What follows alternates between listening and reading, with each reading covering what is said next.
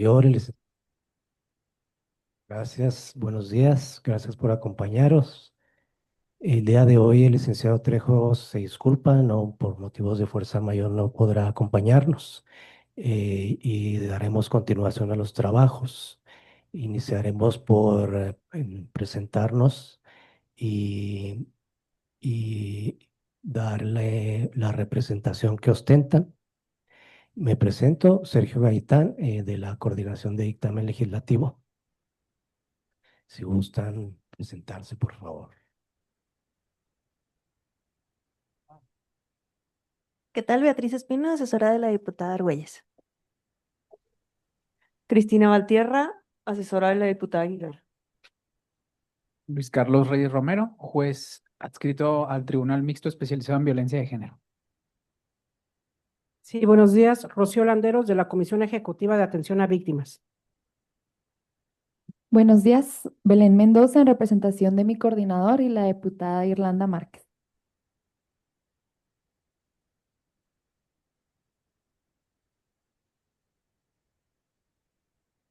Buenos días, Alexis López, la Fiscalía General del Estado.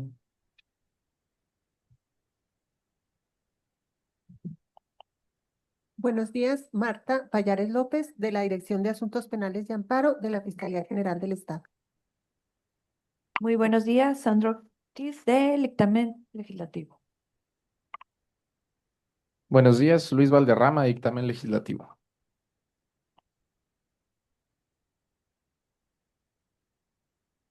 Gracias. Quienes están en línea, por favor. Buenos días, Jessica Beltrán, de la Tercera Sala Penal. La magistrada tiene audiencia y se disculpa, pero aquí estoy yo.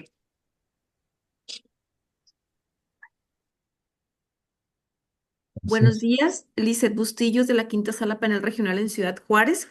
De parte de la magistrada Yacel Villanueva, estaba un poquito ocupada en materia de laboral, entonces tardará unos minutos más para conectarse. Me dijo que se disculpa. Gracias, licenciado. Adelante. Buenos días, Gabriela Juárez Bejarano, de la Comisión Ejecutiva de Atención a Víctimas. Gracias, licenciado. Adelante. Buenos días, Ever Sandoval, Casa de los Saberes Jurídicos. Gracias, licenciado Sandoval. Gracias. Adelante. Buenos días, José Hernández de la Coordinación de Asesores del Partido de Acción Nacional. Gracias, buenos días.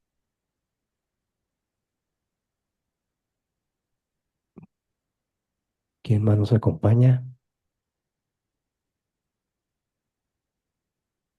Muy bien, gracias.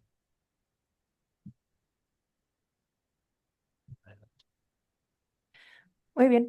Muchas gracias a todos nuevamente por acompañarnos. Como mencionó el coordinador, el licenciado Trejo, se disculpa, pero pues con la finalidad pues también de culminar hoy los trabajos relativos a las agravantes de las iniciativas referentes al Código Penal, vamos a continuar con el encargo que nos pusieron las diputadas. Nuevamente, muchísimas gracias a todos por continuar en estos trabajos. Y pues vamos a iniciar en donde nos quedamos la semana pasada. Me comentó el Trejo que nos había dejado algunos recados. No sé si gusta compartirlos. Sí, gracias, licenciada. Sí, me comentaba el licenciado Trejo que le habían encomendado como Secretaría Técnica desarrollar una propuesta de redacción en cuanto a, a la porción esta que dice el cumplimiento de esta obligación es de especial relevancia para la procedencia y continuidad de la suspensión condicional. Nos comenta el licenciado que analizando esta porción vieron que es inconstitucional, ya que se invade la esfera exclusiva del Congreso de la Unión al considerarse que se legislan tópicos de carácter adjetivo penal, ya que se estaría imponiendo un requisito de procedibilidad y de cumplimiento de una figura procedimental penal. por lo que se estaría dejando al criterio de los diputados de la comisión este, resolver esta porción, ¿verdad? Por lo que continuaríamos con el comparativo de la fracción 7 de la primera columna vigente con la fracción tercera de la segunda columna. Entonces, por lo que se abriría el debate.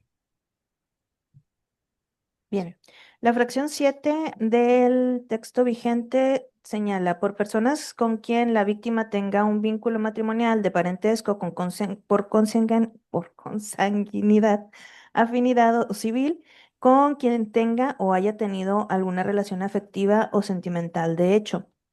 Y en este caso de la iniciativa del Grupo Parlamentario de Morena, este es la fracción 7 de igual manera y no sufre ninguna reforma.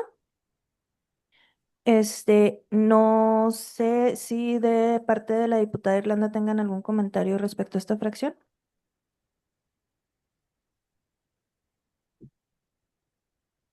Sí, pues que si la tienes identificada del texto, ¿cuál fracción es? Ok, la fracción 4.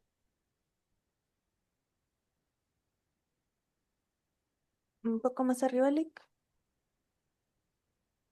Cuando exista o haya existido entre el agresor y la víctima una relación de confianza sentimental, de parentesco por consanguinidad o afinidad laboral, educativa, docente, de de formación deportiva, artística o religiosa. Y el quinto, que es cuando se realice por persona que tenga a la víctima bajo su custodia, guarda o tutela, cuidado o dependencia económica. Entonces, abrimos la mesa para comentarios al respecto.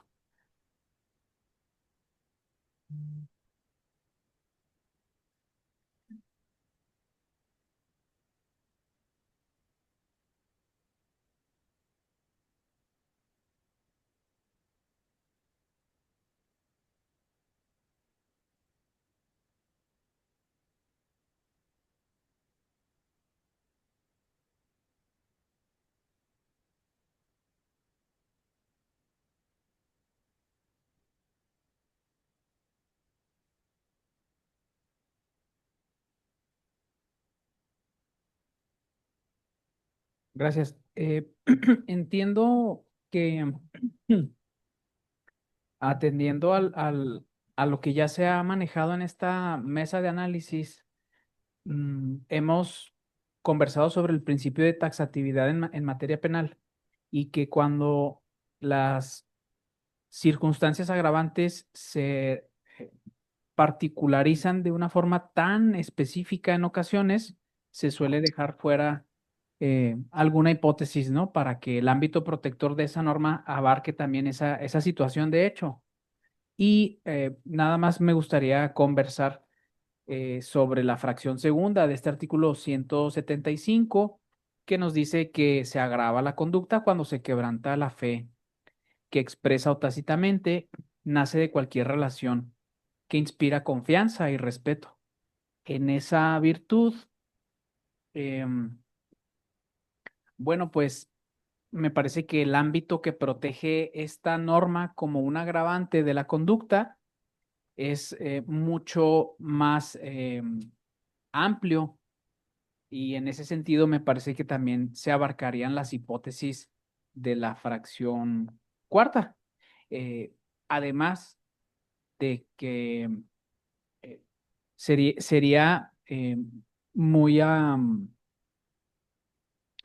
pues me parece que sería repetitivo porque si se contempla en una agravante distinta, entonces podríamos cuestionarnos a cuáles relaciones se contemplan en la fracción segunda, si se hace una especificación tal cual se pretende.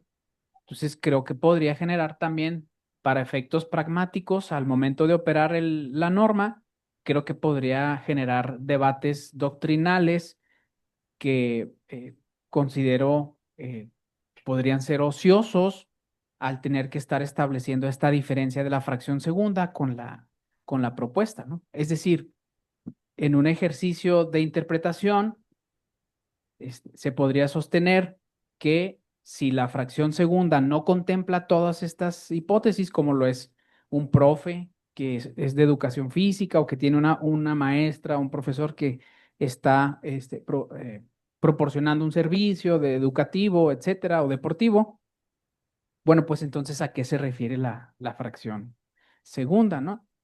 Entonces, en esa virtud a mí me parece que se subsume y se contempla ya de una forma mayormente tutelada la fracción segunda, las hipótesis que se pretenden en esta fracción cuarta, salvo mejor opinión y escuchar con mucho gusto para poder construir todos en conjunto. Gracias. Gracias, Lick. Yo, aunando o abonando a lo que menciona el licenciado, también señalaría la fracción tercera, en donde se mencionan también los tipos de autoridad laboral, académica o religiosa del texto vigente. En ese sentido, y viendo la fracción séptima, o sea, aunque están en el texto, pues un poco separadas en cuanto a fracciones, pero creo que se incluye la mayoría. Aquí más bien sería cuál nos estaría faltando para analizar su inclusión respecto al texto vigente. Creo que lo académico o la autoridad académica ya abarca un poco lo de educación. Mm, ¿Y le subes poquito? Docente, educativa y docente. No sé en este sentido si lo de formación deportiva y artística también se pudiera considerar, nada más como para incluirlo dentro de la fracción tercera ya vigente.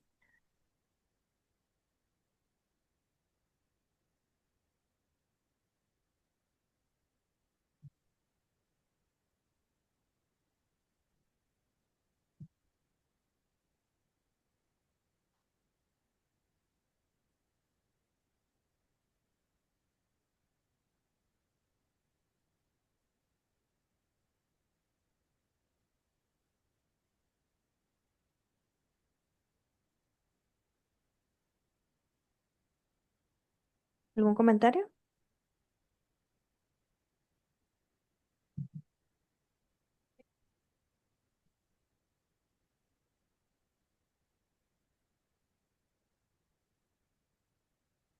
No, disculpen, no me queda claro cuál es la hipótesis que estamos analizando. ¿La cuarta que destacaba el juez? O sea, esta de cuando exista o haya existido entre el agresor y la víctima una relación de confianza sentimental, de parentesco, todos. Ok. Sí, la relación que estamos haciendo es que el texto vigente, la fracción tercera y la fracción séptima, ya contemplan esta fracción cuarta y quinta que están proponiendo en la iniciativa de la diputada de Irlanda. Bueno, yo por parte de Fiscalía en relación a lo que es a la propuesta que se hace esta fracción cuarta, yo coincido con el compañero del señor juez en el sentido de que me parece que precisamente incluso en el ejercicio que ahorita nos piden, es eso, de que se puede escapar otros supuestos, mientras que la actual redacción pues nos habla de esa relación de una relación de confianza que surja por cualquier motivo, cualquier tipo de relación. Entonces, creo yo que incluso como está, y ya por las razones que ampliamente destacó el compañero, pues resulta hasta más protector y menos problemático porque el establecer tantos supuestos como ya también se ha venido señalando, nos puede hacer caer en que nos deje fuera algún otro. Y tan es así que ahorita nos piden ese ejercicio de que a ver, ¿cuál otro se nos escapa? Entonces, bueno, es una observación que se hace en el afán pues no de caer en eso y en un afán de proteger más a las víctimas, lo cierto es que lo estamos haciendo como más complejo. Sería la observación de nuestra parte. Gracias.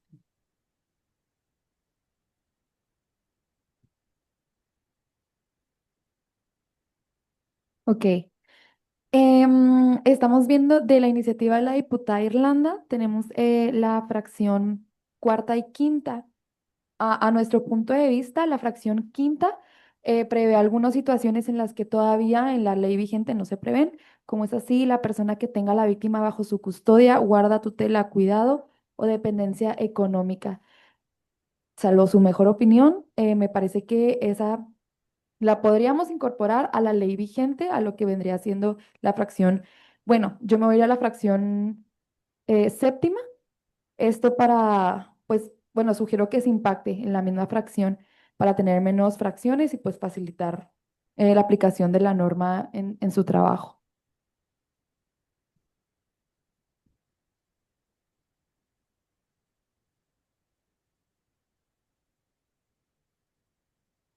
Bueno, la consideración del grupo como iniciadores fue que las relaciones que se mencionan en esta fracción, la mayoría dependen de los vínculos o el parentesco que se establece por la norma civil, lo que tiene que ver con la custodia, la guarda, la tutela, lo que creemos que puede llegar a ser materia, sobre todo por cómo se está visibilizando el tema del sistema de cuidados, de que no necesariamente tiene una relación como tal, muchas veces es también una relación contractual incluso o no necesariamente nace de esto, ¿no? Muchas veces puede ser hasta un vecino el que se encargue del cuidado de otra persona que puede tener, no sé, dígase un niño, una niña, una persona con discapacidad. O sea, también podríamos ver ahí varios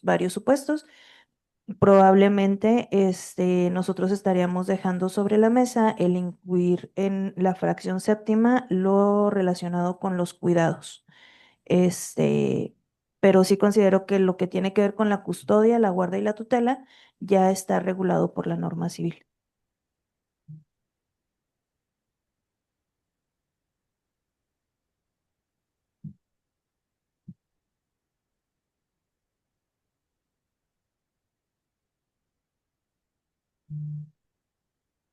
Si me permiten, gracias. Sí, yo comparto esa perspectiva incluso en el sentido de que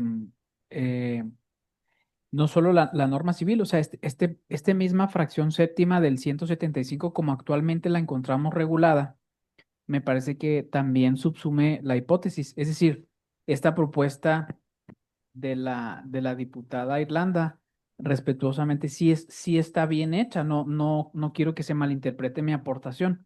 Está bien hecha y me parece que es la fracción séptima que actualmente ya tenemos. Se abarca esa hipótesis porque cuando nos contempla un parentesco por consanguinidad o por afinidad, bueno, estamos hablando de estas formas de familia a partir de una sanción del Estado, ¿no? Como lo es a través de la asignación de una tutela, por ejemplo, eh, o civil, dice la fracción séptima.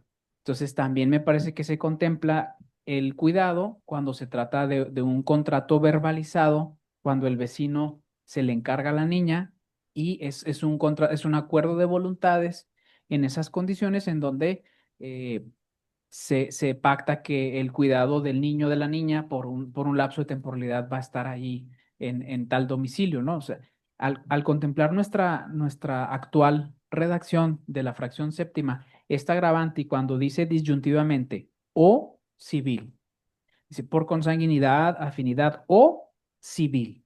Entonces, cuando dice por civil, entonces, bueno, hay un vínculo a través de este contrato verbalizado entre las partes de este acuerdo de voluntades, y entonces también me parece que sí se está contemplando lo que visualizan desde ese equipo de trabajo de la diputada. Entonces, solamente lo lo quería comentar. Yo comparto en ese sentido la perspectiva. Creo que se subsume y que se contempla en el 7 y para poder construir juntos y empatar las propuestas, creo que las podremos ver como contempladas en ese sentido en la fracción séptima, salvo mejores opiniones a la orden.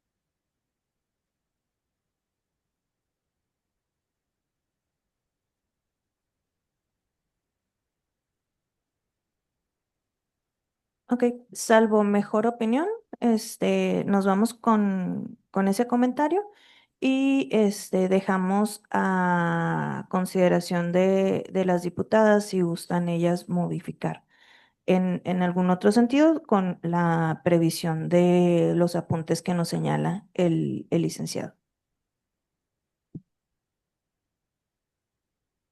Bien, si no hay ningún otro comentario al respecto, partimos a la siguiente fracción de los agravantes que se están contemplando, que ya a partir de aquí, si ya no tenemos artículo o fracción, perdón, del texto vigente.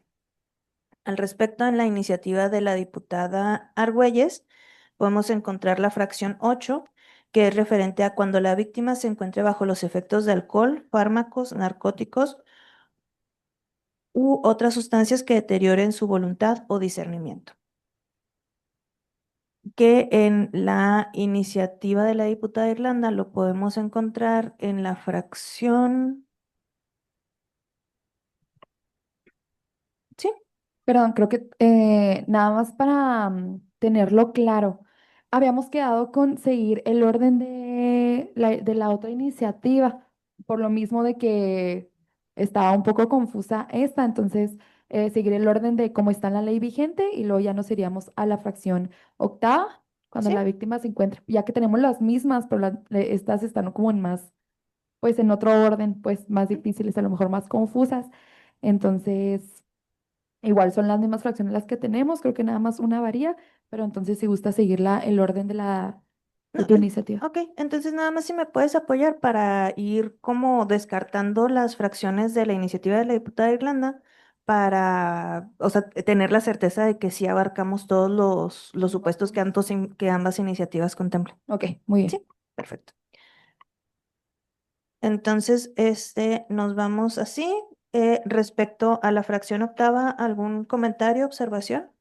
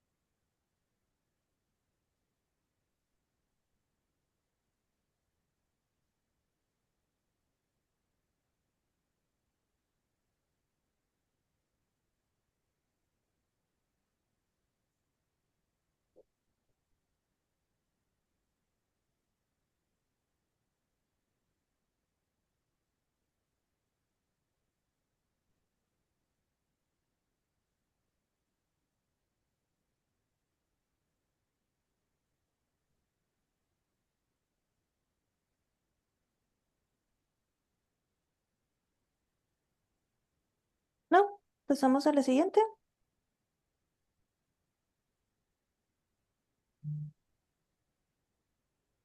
¿Me permiten? Sí, En claro. relación a lo anterior, bueno, al menos, o sea, al hacer esta propuesta, ¿esto va a impactar en otros artículos o cómo piensan manejarlo? Esto porque, bueno, referente al delito de violación, en estos supuestos, cuando la víctima se encuentra bajo influjo de alguna de estas sustancias, pues los 172, ¿verdad? Que de manera más genérica nos habla de que o por cualquier otra causa no pueda resistirlo. Y también contemplado obviamente como un tipo especial, sancionado más severamente. Entonces, no sé si Sí. tengan contemplado esa situación.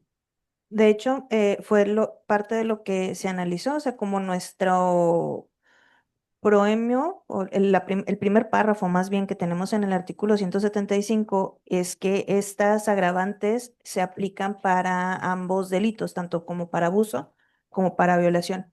Y nos parecía en lo personal también como pues que no era lo más equitativo el diferenciar o el separar los artículos, dejar más agravantes en abuso o dejar más agravantes en violación.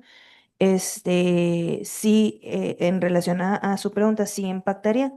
En este caso, dejaríamos las agravantes o como lo considera el texto vigente en relación a la violación, solamente que sí impactarían pues ya estas conductas, pero el tipo consideraría para la violación el incremento de la pena en 2/3 partes.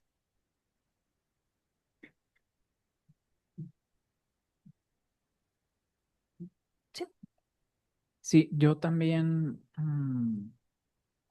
me parece, me agrada más la protección que da la norma actual en la violación, cuando nos habla de que la víctima no puede resistirlo precisamente por cualquier circunstancia. Em, en ese sentido, me preocupa como penalista que la labor es la contención del poder punitivo. Solo me preocupa si se pudiese malinterpretar esta propuesta novedosa para establecer que el influjo del alcohol o algún efecto del alcohol, aunque sea precario, se abarca en la conducta. Es decir, nos queda muy claro en la redacción actual cuando se dice que la víctima por cualquier circunstancia no puede resistirlo, no puede resistir el hecho. Pero no estoy seguro de que me quede muy claro en la propuesta si bajo un efecto de alcohol, entonces ya esto implicaría que también en base a este principio de mínima intervención, el derecho penal deba de actuar, no porque no sea una conducta grave, ni mucho menos, sino porque se presta una malinterpretación en donde vuelvo a mis razonamientos que ya he compartido con ustedes en esta agradable mesa de trabajo, en donde puede haberse dado una voluntad, pero después establecer que se encontraba viciada la voluntad, dado que se consumió algún estupefaciente o algo de alcohol. En esas condiciones, me parece que para efectos prácticos ayuda mucho en el ámbito probatorio cuando se demuestra una circunstancia en donde la persona no podía resistir el hecho por cualquier circunstancia, y me preocupa que en esta propuesta se pueda malinterpretar de que sí se da el consentimiento, pero como tenía algún consumo precario, que es lo que a mí me preocupa, porque entiendo la bondad de la propuesta, ¿no? De que cuando está completamente privada de su conciencia, de sí misma la persona, bueno, pues en esas condiciones no puede disponer del bien jurídico de su patrimonio sexual o de su libertad de amar.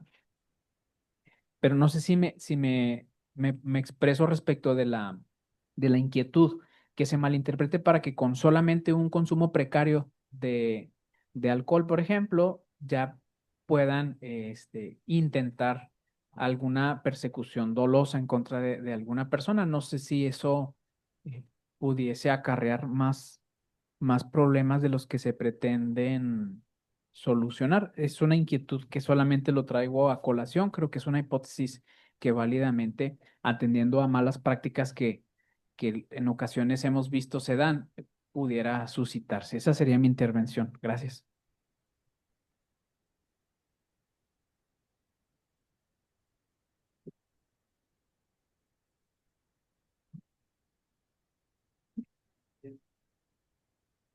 Sí, adelante. Gracias, muy amable.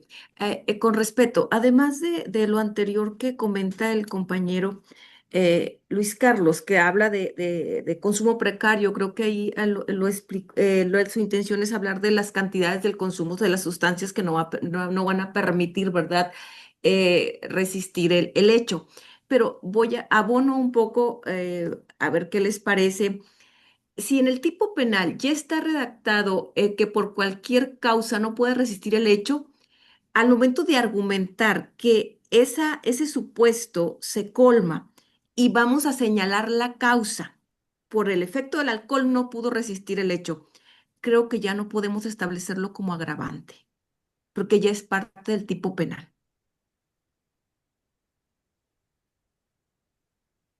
porque estaríamos sancionando dos veces ese supuesto. A mi consideración, no sé ustedes qué opinen. Gracias, Lick. Si me permiten, buenos días.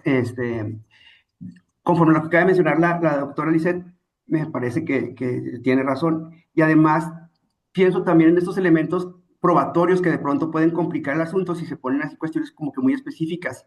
Eh, Porque finalmente los efectos que causa una cantidad de alcohol, por ejemplo, en un cuerpo, van a causar otros efectos distintos en esa misma cantidad en otra persona.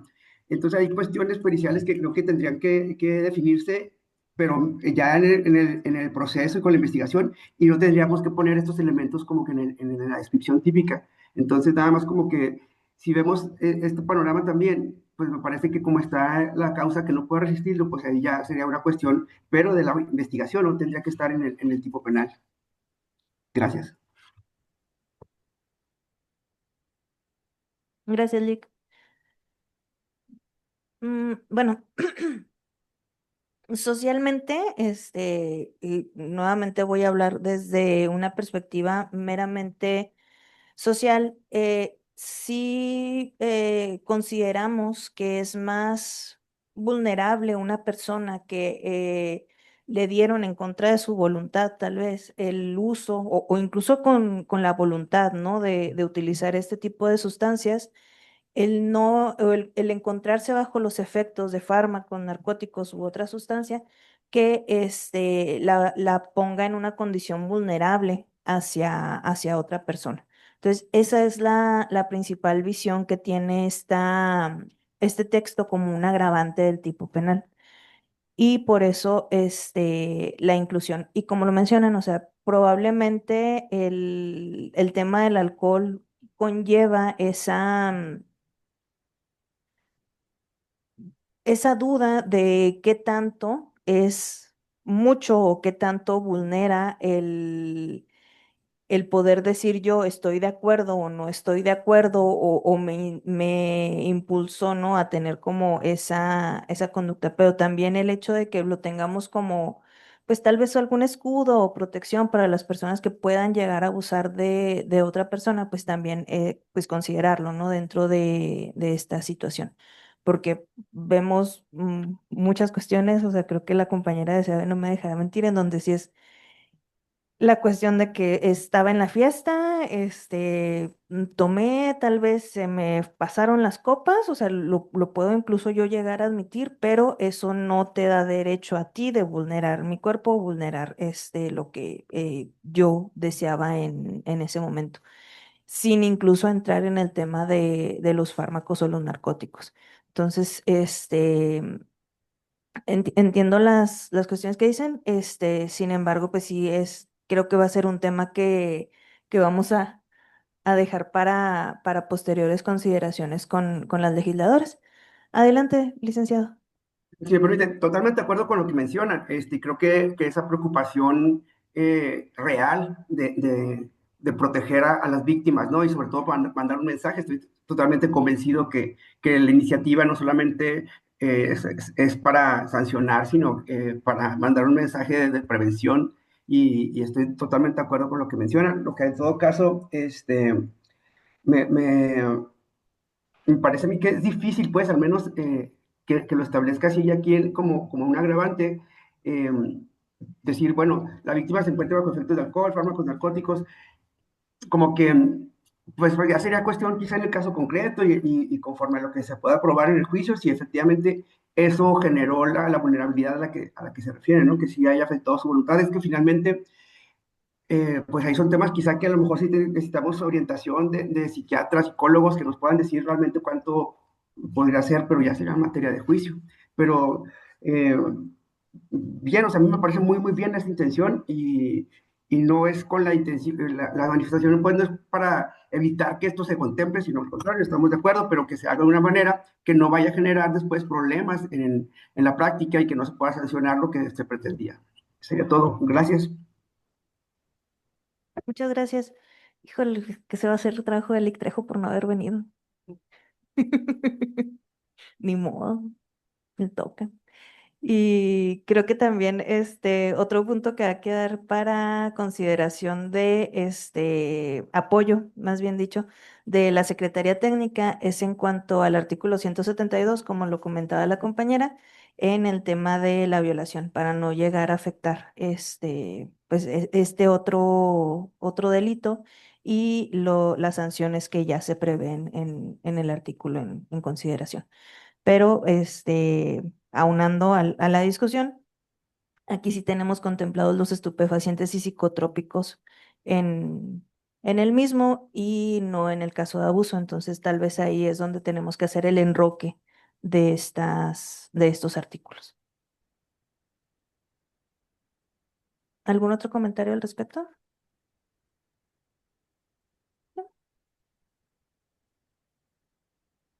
No, nada más sí, también compartir lo que externaron mis compañeros en ese sentido. Sí, como lo dicen ahorita, bueno, ausentes, pues lo siento, a lo mejor les tocará, ¿verdad? Pero sí que analicen el tema de la constitucionalidad en el sentido de la doble penalidad que se puede estar ya realizando, como viene redactado ya en el tipo penal, que no se puede resistir el hecho. Ahora, esto, desde luego, como lo dice mi compañero, el querido licenciado Sandoval, quien le mando un saludo y le aprecio y le respeto mucho, pues efectivamente tiene que ver con temas probatorios.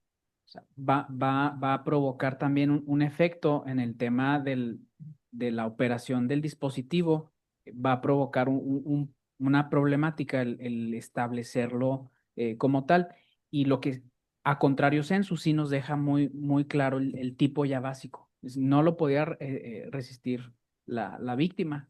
Y entonces con incluso consideraciones contextualizadas del hecho, como este típico que un día lo vemos y otro día también en el juzgado, que se pasaron de copas, etcétera, es un poco más asequible en temas probatorios el establecer un contexto en donde hay testigos de una pachanga, en términos coloquiales, y se vio que la persona estaba, se excedió por algún descuido, etcétera, ¿no?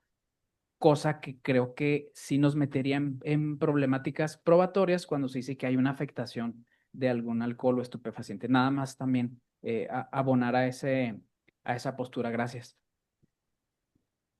Y si me permiten, aparte de mandar un afectuoso saludo también al juez Luis Carlos, me pongo a pensar también esto de que afecte su voluntad o discernimiento.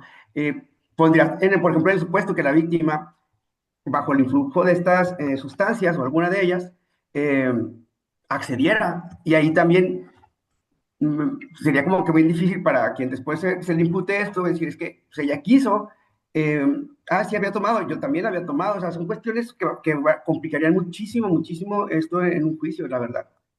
Entonces, por eso creo que si se va a abordar, quizá necesitaríamos aquí, insisto, opiniones de especialistas de salud. Gracias. Gracias. Sí, justamente es que nos volvemos al mismo caso del inicio, ¿no? O sea, los supuestos y las situaciones que existen en la realidad, pues van a ser muchas y van a abarcar un montón de temas, ¿no? Porque, como puede darse el caso de estábamos en una fiesta, estábamos tomando, puede darse el caso de que yo fui, yo no estaba tomando, pero me pusieron algo en la bebida y pasó esta situación. Entonces, es un mar de casos que también pues tenemos que contemplar dentro de nuestra legislación.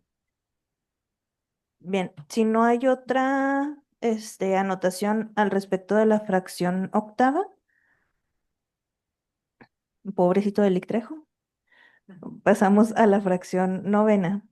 Cuando la víctima se encuentra en estado de embarazo o puerperio.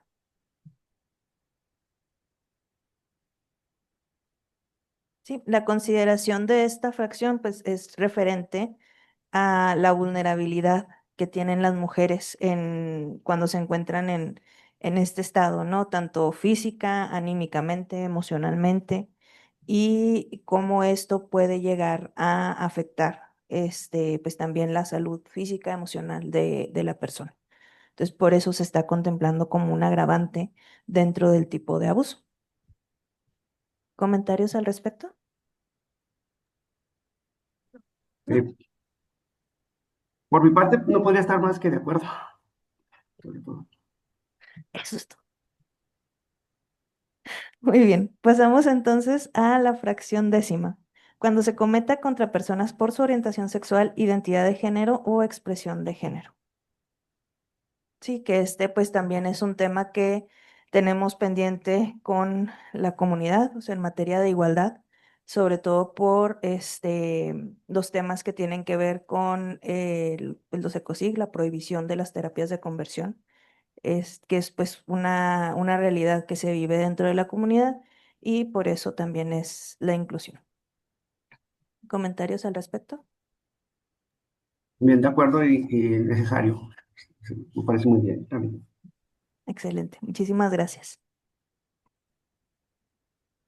Sí, también muy de acuerdo, sobre todo porque se está incluyendo en la redacción que ustedes proponen, que justo ese es el elemento volitivo, ¿no? Que es por su orientación sexual lo que se está realizando. Entonces, claro que más que de acuerdo de que debemos como Estado garantizar los derechos de todas las personas y en ese sentido sería una conducta de odio. Entonces, por Sí, supuesto que también la apoyaría.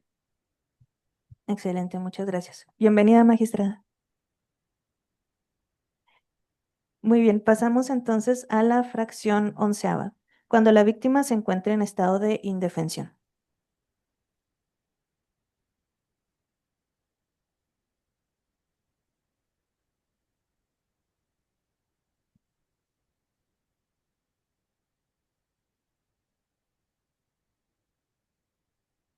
No sé qué opinan mis compañeros, pero a mí me genera inquietud, así nada más como que el estado de indefensión, podría ser muchos factores y entonces quizá genere problemas,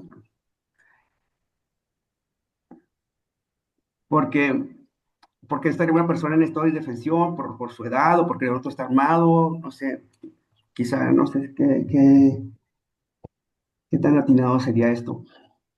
Me genera inquietud, nada más puedo decir eso.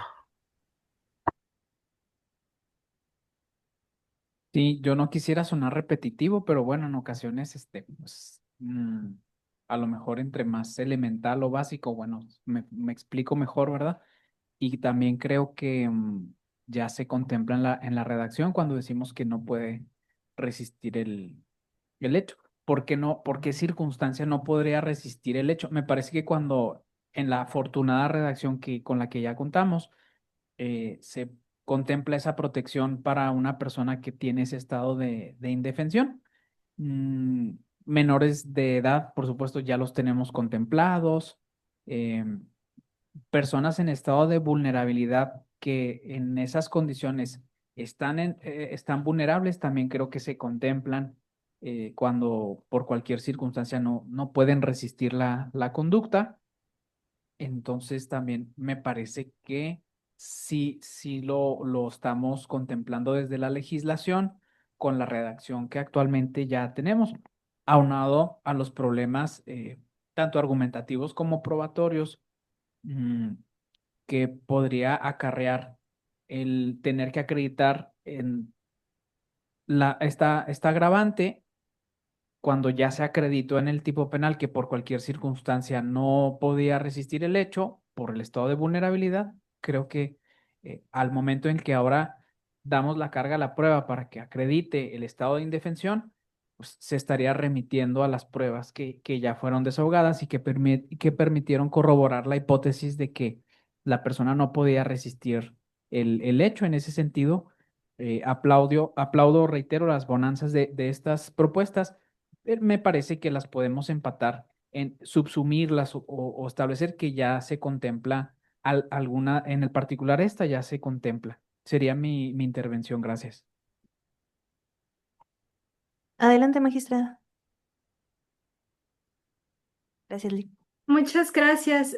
Buen día. Tuve algunos contratiempos que me impidieron estar a la hora convocada. Les saludo con afecto. Sí, miren, en cuanto a esta fracción del estado de indefensión, a guisa de lo que ya han dicho mis compañeros, sí me preocupa. Es muy abierto. El estado de indefensión es muy abierto. Hemos dicho que en los tipos penales dejarlos tan abiertos suele ser un problema, igual que estrecharlos o ahorcarlos. Entonces tampoco estaría muy de acuerdo en esta fracción, justamente por la imprecisión del concepto. Y otra cosa que nada más quiero como comentarles es una reflexión que he tenido en cuanto a estos tipos penales con esta porción normativa de o que no pueda resistirlo. La reflexión que me gustaría compartir, y es solo eso, es una reflexión, es que estamos acostumbrados como sociedad a que las víctimas de violencia sexual tengan que oponerse a la conducta delictiva. Y esta oposición muchas veces, en un mal entendimiento, hemos exigido en la historia de la jurisdicción que sea casi una oposición heroica, ¿no? Al punto de que se analiza si la persona agresora tuvo lesiones o alguna consecuencia en su cuerpo que reflejara la oposición constante y permanente de la víctima a estos ataques sexuales. Eso me preocupa mucho porque para empezar, el análisis de la conducta delictiva es eso, es el análisis de la conducta delictiva, no es el análisis de una conducta defensiva. Por tanto, el que no haya podido resistir el hecho, esa expresión como tal, ¿no? Impone a las víctimas en principio que deben estar dispuestas a resistirlo, cuando la única resistencia al hecho es el no, ¿no? El no, punto. Entonces, pero digo, eso es solo una reflexión, no lo hago con mayor afán que a lo mejor comentarles a ustedes esta parte de frustración personal que me genera a estos delitos, pero volviendo a la fracción decimosegunda, sí, no estaría yo del todo clara en el estado de indefensión. Les agradezco. Gracias, magistrada. ¿Alguna otra opinión al respecto?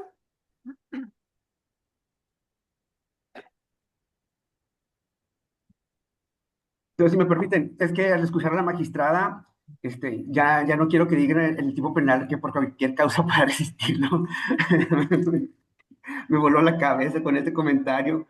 Entonces, pero creo que no sería la materia o al menos el propósito de meterle mano ahí, pero creo que tiene muchísima razón la magistrada, que se puede interpretar esto como que, es que no pudo resistirlo y porque no puso resistencia, ¿no?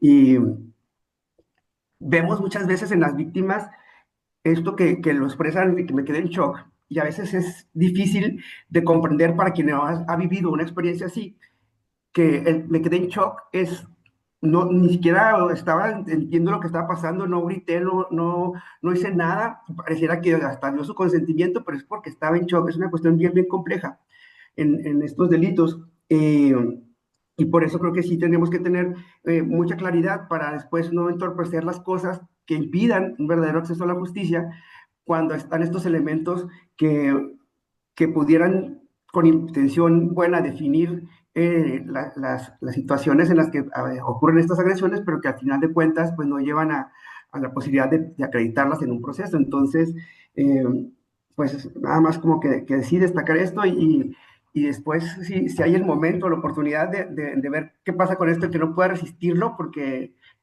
sí, insisto, me voló la cabeza nuevamente la magistrada como siempre lo hace. Un saludote, gracias. Gracias. Adelante. Bien, yo también, nosotros coincidimos en que no nos parece pues muy adecuado, ¿verdad? La propuesta que se hace en cuanto a este supuesto de estado de indefensión. Eh, por lo que ya han comentado y sobre todo también de que precisamente ese estado de indefensión pues se puede dar lugar a que la víctima tenía que defenderse. Y bueno, esos criterios, en efecto, en antaño, pues precisamente en muchos casos se le exigía a las víctimas una oposición férrea, ¿verdad?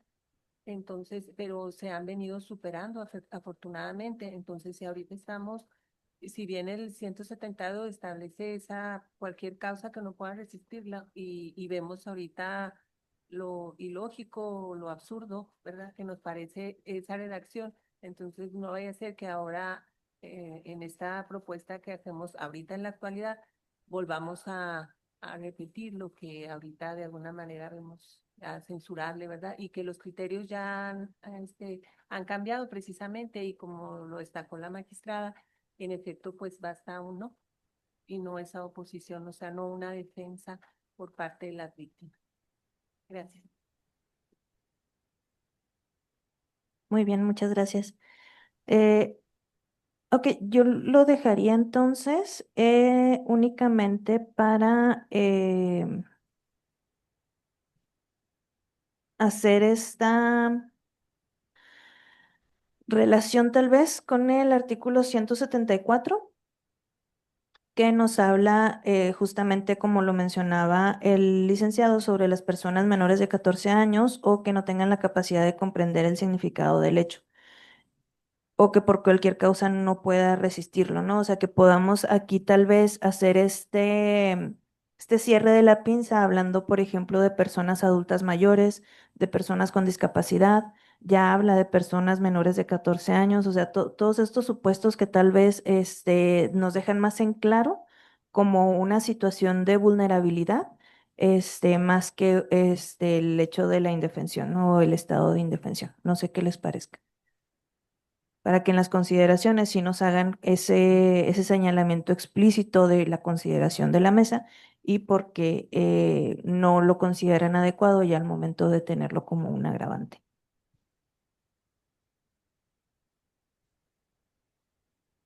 Sí, perfecto. Pasamos entonces a la fracción 12. Cuando la víctima sea sometida a cualquier tipo de violencia física, psicológica o moral.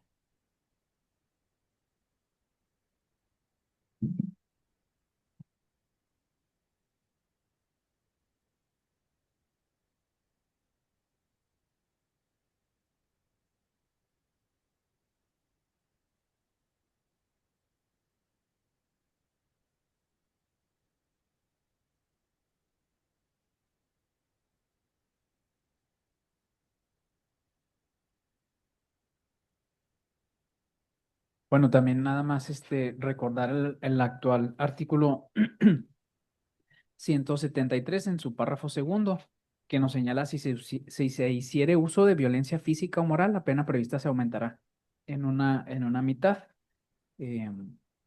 No sé si pudiéramos contemplar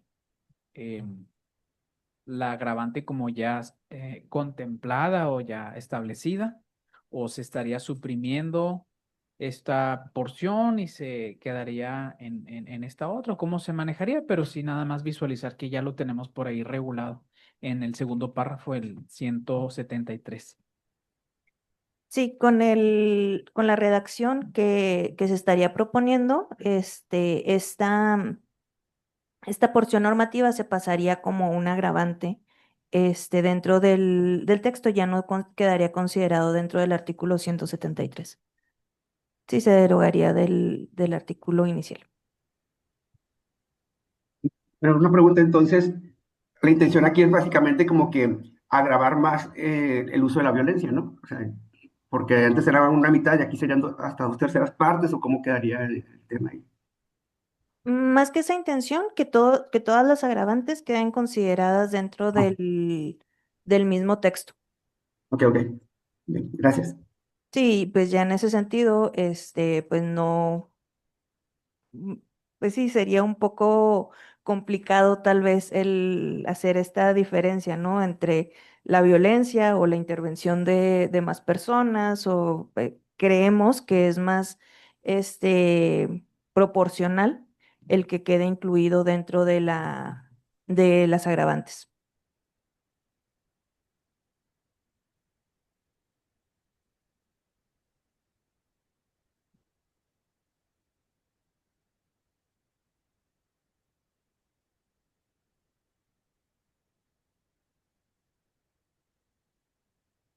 ¿Sí? Si no hay otro comentario al respecto, con esta fracción terminaríamos el análisis del artículo 175. No, no sé, compañera, si tienen alguna.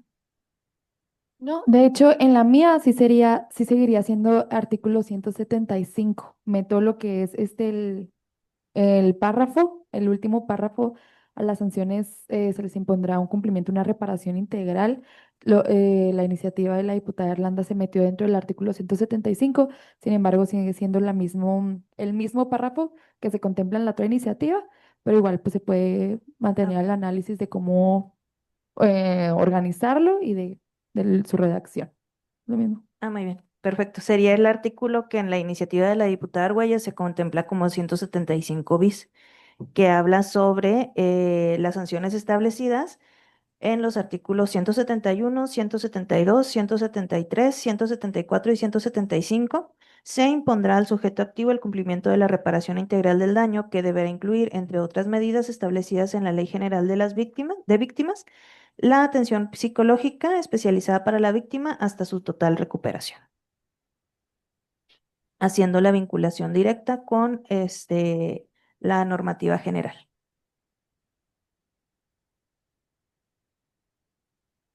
Pues yo tengo, en el punto anterior sí me quedó una duda y lo comentó el abogado, Sí. de que entonces la penalidad en tratándose del abuso sexual, cuando haya violencia, en esta agravante que acabamos de ver, y que el compañero pues destacó que en efecto ya se encuentra contemplada en otros artículos en la actual redacción del Código Penal. O sea, ¿cuál va a ser la penalidad? Como para el abuso sexual, la mitad, el aumento de la mitad o la tercera parte. Debemos de tomar en cuenta que ya hay personas también sentenciadas por este delito, ¿verdad? Entonces, pues podrían promover en su favor, en su beneficio, la norma más favorable. No sé si eso, o sea, si en efecto va a quedar ¿cuál es la penalidad? Sí, creo que en ese sentido sí es necesario el apoyo ya de la Secretaría Técnica, para que justamente lo que se está tratando pues es de impulsar una normativa que sea en beneficio de las víctimas. Entonces, que no vaya a ser en detrimento justamente de lo que ya tenemos actualmente. Entonces, se buscaría que la pena, si bien no quede a lo mejor superior a lo que ya está establecido, que sí sea en el mismo sentido. Para eso necesitaríamos sí hacer esa comparativa de cómo quedarían las penas, pero como lo comentábamos, pues las penas se las reservaron las diputadas para el análisis, pero sí cuidaríamos ese punto.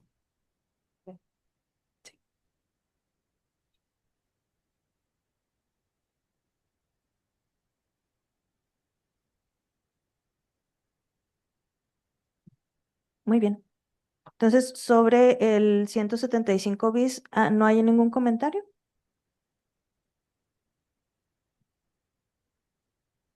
Sí, Adelante. ¿qué efectos podría tener esto de que hasta la total recuperación para el cumplimiento de la sentencia? No sé, si esto sea un elemento entiendo el propósito, ¿no? Que se trata de que se repare el daño y lo ideal es que eso no hubiera pasado, ya pasó. Bueno, ¿de qué manera podemos garantizar que la víctima va a tener su total recuperación? Porque pueden ser muchos factores que de pronto yo aquí me preocupan porque, por ejemplo, una víctima, cuando denuncia y la canalizan oportunamente a terapias y todo, cuando le toca ir al juicio o que se va a preparar el juicio, pues tiene incluso afectaciones en ese proceso que ya iba muy avanzado y después pues requiere más terapias, ¿no? Todavía. Y también poniendo atención que en los mismos peritajes, los peritos dicen, bueno, yo recomiendo 20 sesiones, pero pudieran ser más, ¿no? O sea, no se tiene a veces como que esa certeza. Y básicamente es una cuestión nada más que tengo, porque si esto pudiera entorpecer después en los procesos de ejecución de sentencia, si no se demuestra que la víctima está totalmente recuperada, no sé. Más que nada les comparto esta inquietud. Sí, si hacemos la referencia directamente a la Ley General de Víctimas, el artículo 35 habla de que a toda víctima de violación sexual o cualquier otra conducta que afecte su integridad física o psicológica, se le garantizará el acceso a los servicios de anticoncepción de emergencia y de interrupción voluntaria del embarazo en los casos permitidos por ley por absoluto respeto a la voluntad de la víctima. Asimismo, se le realizarán prácticas periódicas y exámenes y tratamiento especializado durante el tiempo necesario para su total recuperación conforme al diagnóstico y tratamiento médico recomendado. En particular, se considerará prioritario para su tratamiento de seguimiento de eventuales contagios de enfermedades de transmisión sexual y del virus de inmunodeficiencia humana. O sea, ya el término de total recuperación ya lo maneja la Ley General de Víctimas. Sí, y está muy bien, pero ahí yo lo veo como la obligación de la autoridad sanitaria, ¿no? O el Estado que tiene esta obligación. No sé si esto lo estemos trasladando ya a una obligación que tenga el imputado hasta que la víctima se recupere totalmente. O no sé si solamente se trata de la pura salud física en cuanto a enfermedades de transmisión sexual o producto de un embarazo o la salud mental. También se considera la atención psicológica, pero a consideración también de los licenciados, yo tengo el entendimiento de que la Ley General de Víctimas ya establece las consideraciones que tienen que ver entre la persona o el sujeto activo y la víctima en este caso, o la responsabilidad que tiene al respecto. Ok, ok. Adelante. Y entonces, ¿por qué no dejarlo nada más establecidas en la Ley General de Víctimas? Pues ya ahí se establece todos estos criterios, ¿no? Yo, si me permiten, creo que sí habría que tomar mucho en cuenta esta opinión, porque recordemos, para bien o para mal, el poder punitivo es potestad del Estado, ¿verdad? En esa consideración, el soberano es la víctima y entonces en un trato deshumanizado, pues bueno, se deja un poco de lado. Entonces, la bondad que tratamos de recuperar en estas propuestas es visualizar un poco más la reparación del daño integral. Y la reparación del daño integral es todo un análisis que en la práctica vemos que luego los operadores jurídicos no ejercitan ante el juzgado. Entonces, yo aplaudo de entrada esta pretensión de que se visualice para que todo mundo nos pongamos a estudiar reparación del daño integral. Eso está perfecto.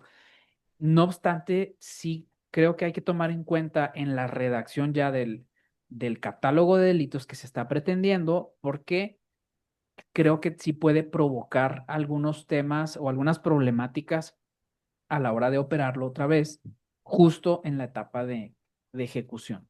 Yo también sería de la idea de que se establezca hasta la ley, en los términos de la Ley General de Víctimas.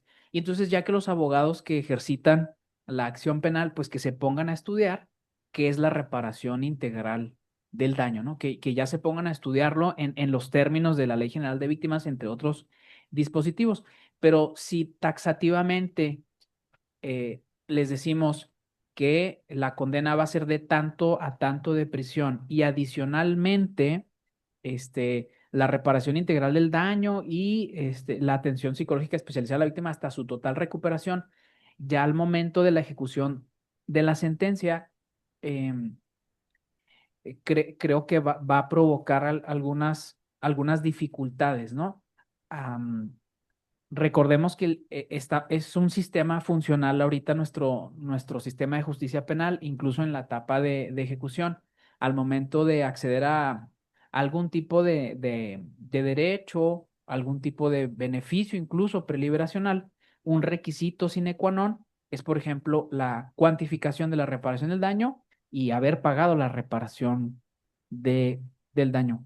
Si dejamos abierto hasta su total recuperación y no tenemos un pronunciamiento judicial de cuál es o una sanción judicial después de una audiencia incidental, una sanción judicial, un pronunciamiento en donde nos dice hasta cuál es el dictamen o cuál es la probanza que se va a atender para poder establecer la total recuperación, podemos vulnerar derechos de las personas privadas de la libertad, dejándolos en una inseguridad jurídica terrible por no poder cuantificar eh, la reparación del daño que en ese momento se encuentra ya líquida con su planilla de liquidación de cuánto es. Y en esos términos, bueno, también poniéndonos a estudiar reparación del daño integral, puede exigirse también, en ese mismo sentido, sin vulnerar derechos de las personas privadas de la libertad, puede exigirse vía incidental en una audiencia, irla a demostrar al juez que la total recuperación implicó que hay más, hay más terapias, por ejemplo, psicológicas que se tienen que atender, que inicialmente se habían contemplado 48 sesiones psicoterapéuticas o 50, pero que conforme la persona fue tratando y recuperando su salud, se hace una nueva valoración y entonces ahora necesita unas 20 más, por ejemplo, ¿no? Y pueden ir en la etapa de ejecución ante el tribunal y vía incidental acreditar eso. Entonces, en base al análisis de la reparación del daño integral, bien, se puede establecer ese tipo de obligación a la persona condenada, pero al mismo tiempo también le damos seguridad jurídica y no lo dejamos abierto, ¿no? O sea, le damos seguridad jurídica de que por lo pronto te condeno a que pagues estas cantidades que están cuantificadas y tienes seguridad jurídica de cuáles son tus obligaciones y si a posteriori también se acredita en base a la Ley General de Víctimas porque se te condenó a un pago de la reparación del daño integral que hay que cubrir otras erogaciones, bueno, también se puede plantear. Entonces, también creo que habría que considerar seriamente el limitar esta redacción para no dejarle hasta su total recuperación, no porque no sea así, sino porque para efectos prácticos podría crear algunas problemáticas como estas que alcanzo a visualizar de momento. Sería mi comentario. Gracias. Gracias. ¿Algún otro comentario? Únicamente para manifestar que me adhiero a lo que ya se ha comentado. Creo que no tendría, bueno, que no abonaría en beneficio de las víctimas el que quede hasta esa redacción de hasta la total recuperación.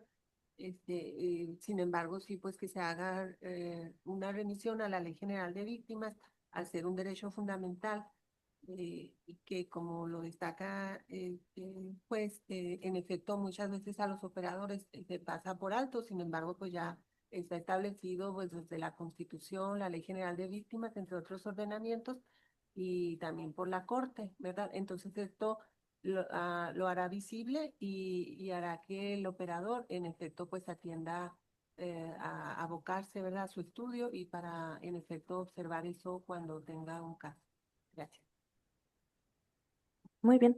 Nos quedamos entonces con estos comentarios y hacemos la remisión directamente a la Ley General de Víctimas en las consideraciones para la relación a la recuperación en cuanto a la salud mental y la salud física de las personas, ¿no? Para la recuperación de esto. Muy bien. Pues con esto terminaríamos la parte del Código Penal de la iniciativa.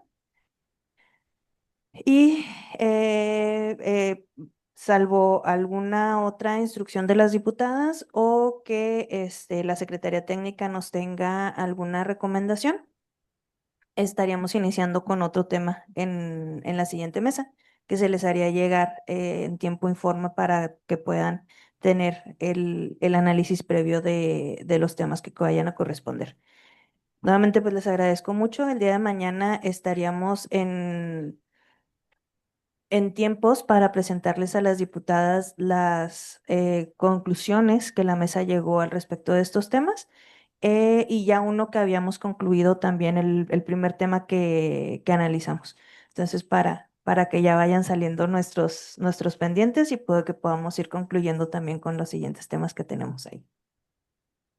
Sí, muy bien. Pues si no hay otro comentario en la mesa, nos vemos el siguiente miércoles a las 11 de la mañana y les estaremos haciendo llegar lo correspondiente. Mil gracias nuevamente a todos los que nos acompañan y seguiremos al pendiente. Muchísimas Hasta luego, gracias. gracias. Hasta luego. Gracias.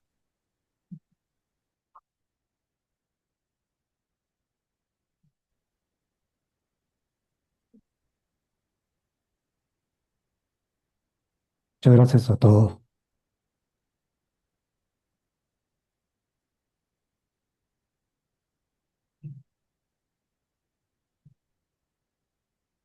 Realmente hasta luego.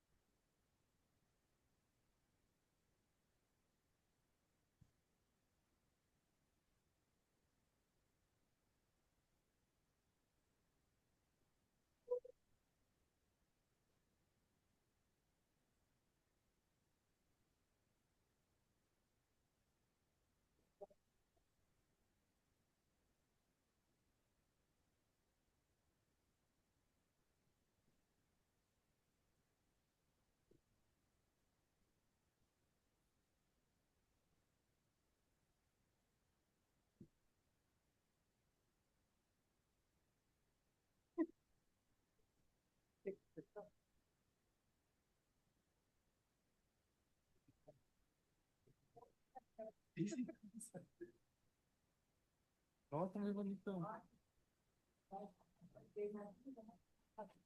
Nos vemos. Bye.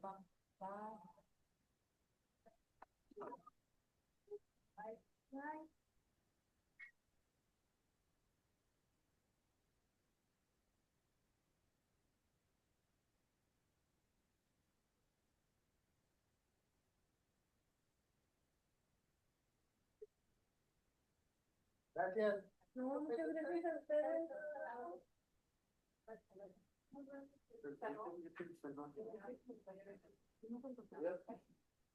Ahora les voy a pedir tamaño para los Adiós.